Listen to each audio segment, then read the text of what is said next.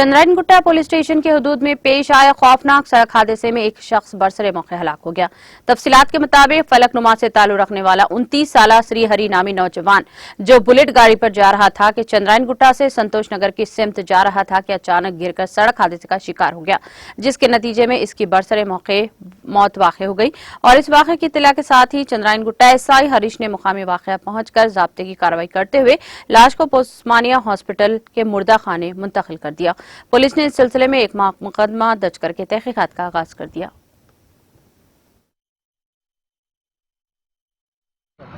आदाब जी, करीब हमारे को 130 को 120 से 130 को एक फ़ोन आया था।